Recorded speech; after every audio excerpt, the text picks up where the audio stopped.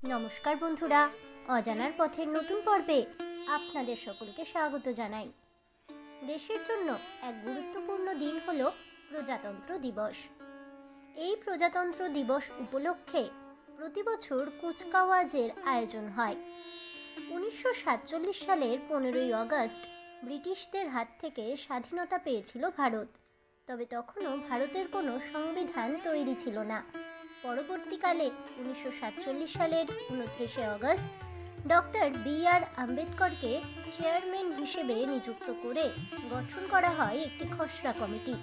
সংবিধান তৈরির জন্য এই কমিটি গঠন করা হয়েছিল। 1947 সালের 4 নভেম্বর সংবিধানের একটি আনুষ্ঠানিক খসড়া পেশ করা হয় গণপরিষদে। 1950 সালের 24শে জানুয়ারি সেই সংবিধান গৃহীত হয় চূড়ান্তভাবে। সংবিধান গৃহীত হলে আগামী 2 দিনের জন্য কার্যকর হয় না সেই সংবিধানটি। 26শে জানুয়ারি আনুষ্ঠানিকভাবে বাস্তবায়িত হয় ভারতীয় সংবিধান। এটি ছিল নতুন প্রজাতন্ত্রের প্রাণ, একটি গণতান্ত্রিক, সমতাবাদী এবং ন্যায়পরায়ণ সমাজের কাঠামো। সংবিধানটি 26শে জানুয়ারি 1950 সালে কার্যকর করা হয়। গড়ে ওঠে সার্বভৌম গণপ্রজাতান্ত্রিক ভারত। অর্থাৎ এই দিন থেকে সংবিধান ভারতকে একটি সার্বভৌমিক প্রজাতন্ত্রে পরিবর্তন করে। প্রজাতন্ত্র দিবস স্মরণ করে স্বাধীন ভারতের চেতনাকে ভারত ভূখণ্ড একটি প্রজাতান্ত্রিক রাষ্ট্রের পরিচয় পায় ঠিক এই দিন থেকে। 1930 সালে এই দিনে ভারতীয় জাতীয় কংগ্রেস ঔপনিবেশিক শাসন থেকে পূর্ণ স্বরাজ ঘোষণা করেছিল। তাই এই দিনটিকে বেছে নেওয়া হয় সংবিধান কার্যকর করার জন্য দিন হিসেবেও। ভারতবর্ষ দেশটি হল সার্বভৌম সমাজতান্ত্রিক, ধর্মনিরপেক্ষ গণতান্ত্রিক সাধারণতন্ত্র। প্রতি বছর 26শে জানুয়ারি দিনটি ভারতবর্ষে সাধারণতন্ত্র দিবস বা প্রজাতন্ত্র দিবস হিসেবে পালিত হয়। 1950 সালের 26শে জানুয়ারি তারিখে ভারত শাসনের জন্য 1935 সালের ভারত সরকার আইনের পরিবর্তে ভারতীয় সংবিধান কার্যকরী হওয়ার ঘটনাকে স্মরণ করে এটি ভারতের একটি জাতীয় দিবস। 1950 সালের 26শে জানুয়ারি ভারতীয় গণপরিষদ সংবিধান কার্যকরী হলে ভারত একটি প্রজাতান্ত্রিক রাষ্ট্রে পরিণত হয়।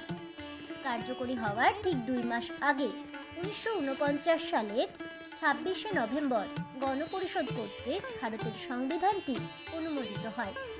26শে জানুয়ারি দিনটিকে সংবিধান কার্যকর করার জন্য বেছে নেওয়া হয়েছিল কারণ 1930 খ্রিস্টাব্দের ওই একই দিনে ভারতীয় জাতীয় কংগ্রেস কর্তৃক পূর্ণ স্বরাজের সংকল্প ঘোষিত ও গৃহীত হয়েছিল। এই দিনটি ভারতের 3টি জাতীয় দিবসের মধ্যে অন্যতম। অন্য 2টি জাতীয় দিবস হল যথাক্রমে স্বাধীনতা দিবস ও গান্ধী জয়ন্তী। এই দিন সারা ভারতেই নানা অনুষ্ঠানের আয়োজন করা হয়। কেন্দ্রীয় কুচকাওয়াজের অনুষ্ঠানটি হয় নতুন দিল্লির রাজপথে। ভারতের রাষ্ট্রপতি এই অনুষ্ঠানে উপস্থিত থাকেন। 15ই আগস্ট 1947 সালে দীর্ঘ স্বাধীনতা আন্দোলনের ফলে ভারত ব্রিটিশ শাসন থেকে মুক্তি পায়। এই স্বাধীনতা আন্দোলনের বিশেষ বৈশিষ্ট্য ছিল মহাত্মা গান্ধীর নেতৃত্বে পরিচালিত প্রায় সম্পূর্ণ শান্তিপূর্ণ, অহিংস, অসহযোগ আন্দোলন ও আইন অমান্য আন্দোলন। স্বাধীনতা লাভের প্রক্রিয়াটি সম্পূর্ণ হয় যুক্তরাজ্যের সংসদে ভারতীয় স্বাধীনতা আইন পাশ হওয়ার মাধ্যমে। এর ফলে ব্রিটিশ ভারত ভেঙে গিয়ে কমনওয়েলথ অফ নেশনসের অন্তর্গত অধিরাজ্য হিসেবে 2টি স্বাধীন রাষ্ট্র ভারত ও পাকিস্তানের জন্ম হয়। 15ই আগস্ট 1947-এ ভারত স্বাধীন হলেও দেশের প্রধান হিসেবে তখনও বহাল ছিলেন ষষ্ঠ জর্জ এবং লর্ড লুই মাউন্টব্যাটেন ছিলেন এর গভর্নর জেনারেল। তখনও দেশে কোনো স্থায়ী সংবিধান ছিল না। ঔপনিবেশিক ভারত শাসন আইনে কিছু রদবদল ঘটিয়েই দেশ শাসনের কাজ চলছিল। 1947 খ্রিস্টাব্দের 28শে আগস্ট একটি স্থায়ী সংবিধান রচনার জন্য ড্রাফটিং কমিটি গঠন করা হয়। এই কমিটির চেয়ারম্যান ছিলেন ভীমরাও রামজি আম্বেদকর। 4 নভেম্বর 1947 সালের কমিটি একটি খসড়া সংবিধান প্রস্তুত করে গণপরিষদে জমা দেয়।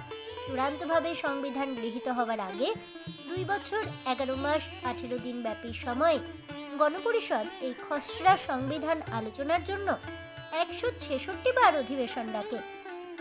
এই সমস্ত অধিবেশনে জনসাধারণের প্রবেশের অধিকার ছিল। 1949 সালের 26শে নভেম্বর স্বাধীন ভারতের সংবিধান গৃহীত হওয়ার পর ঠিক করা হয় 1930 সালের 26শে জানুয়ারি প্রথম স্বাধীনতা দিবস পালনের সেই দিনটিকে শ্রদ্ধা জানিয়ে 1950 সালের 26শে জানুয়ারি থেকে ভারতের সংবিধান কার্যকর করা হবে এবং সেদিন থেকে প্রজাতান্ত্রিক ভারতবর্ষ বা রিপাবলিক অফ ইন্ডিয়া হিসেবে পরিচিত হবে। বহু বিতর্ক ও কিছু সংশোধনের পর 1950 সালের 24শে জানুয়ারি গণপরিষদে 284 জন সদস্য চূড়ান্ত সংবিধানের হাতে লেখা দুটি নথিতে, একটি ইংরেজিতে অপরটি হিন্দিতে স্বাক্ষর করেন। এর দুদিন পর সারা দেশব্যাপী এই সংবিধান কার্যকর হয়। সাধারণতন্ত্র দিবস উদযাপনের প্রধান কর্মসূচি পালিত হয় ভারতের রাষ্ট্রপতির সামনে জাতীয় রাজধানী নয়াদিল্লিতে। এদিন রাজপথে আড়ম্বরপূর্ণ কুচকাওয়াজ অনুষ্ঠিত হয়, যা ভারত রাষ্ট্রের উদ্দেশ্যে উৎসর্গ করা হয়।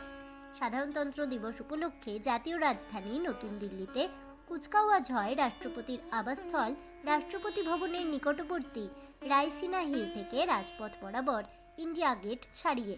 কুচকাওয়াজ আরম্ভ হওয়ার পূর্বে রাষ্ট্রপতি রাজপথের এক প্রান্তে অবস্থিত ইন্ডিয়া গেটে শহীদ সৈন্যদের উদ্দেশ্যে নির্মিত স্মারক অমর জওয়ান জ্যোতিতে পুষ্পস্তবক করেন। এরপর ওই সৈন্যদের উদ্দেশ্যে 2 মিনিট নীরবতা পালন করা হয়।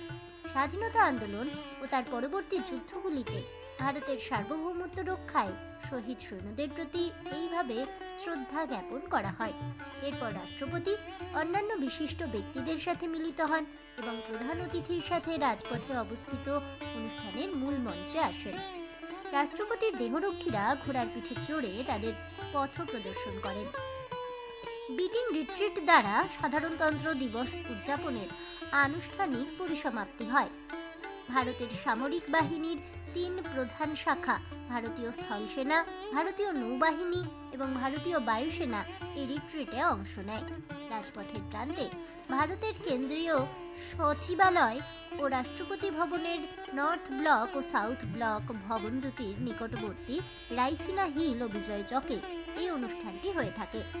অনুষ্ঠানের প্রধান অতিথি হন ভারতের রাষ্ট্রপতি, যিনি অশ্বারোহী পিবিজি প্রেসিডেন্টস বডিগার্ড রাষ্ট্রপতির দেহরক্ষক কর্তৃক পথ প্রদর্শিত হয়ে আসেন। তিনি উপস্থিত হলে পিবিজির অধিনায়ক তার বাহিনীকে জাতীয় অভিবাদনের অর্থাৎ স্যালুটের নির্দেশ দেন। এরপর সামরিক বাহিনী কর্তৃক ভারতের জাতীয় সঙ্গীত গাওয়া হয়। এই সঙ্গীতের পাশাপাশি সম্মিলিত স্থল, জল ও বায়ুসেনার বিভিন্ন ব্যান্ড, পাইপ, ফেরি প্রভৃতি বাদ্যযন্ত্রের কুশলীরা অনুষ্ঠানের শেষ লগ্নে সারে জাহাঁ সে আচ্ছা প্রভৃতি দেশাত্মবোধক গানের আয়োজন করেন। 1950 খ্রিস্টাব্দ থেকে ভারত সাধারণতন্ত্র দিবসের কুচকাওয়াজে বিভিন্ন দেশের রাষ্ট্রপ্রধান অথবা গুরুত্বপূর্ণ নেতৃস্থানীয় ব্যক্তিবর্গকে সাম্মানিক রাষ্ট্রীয় অতিথি হিসেবে বরণ করে আসছে। 1950 থেকে 1954 খ্রিস্টাব্দ পর্যন্ত বিভিন্ন স্থানে এই কুচকাওয়াজ অনুষ্ঠিত হয়, যেমন আরভিন মঞ্চ, কিংসওয়ে, লালকেল্লা ও রামলীলা ময়দান। 1955 খ্রিস্টাব্দ থেকে বর্তমান স্থানটি নির্দিষ্ট করা হয়। অতিথি রাষ্ট্র কে হবে তা নির্ধারিত হয় কৌশলগত, অর্থনৈতিক ও রাজনৈতিক গুরুত্ব বিবেচনা করে। 1950 থেকে 1970-এর দশকের মধ্যে বেশ কিছু জোট নিরপেক্ষ ও পূর্ব ব্লক রাষ্ট্রকে ডাকা হয়েছিল। ঠান্ডা যুদ্ধ শেষ হওয়ার পর অনেক পাশ্চাত্য নেতাকেও ডাকা হয়েছে।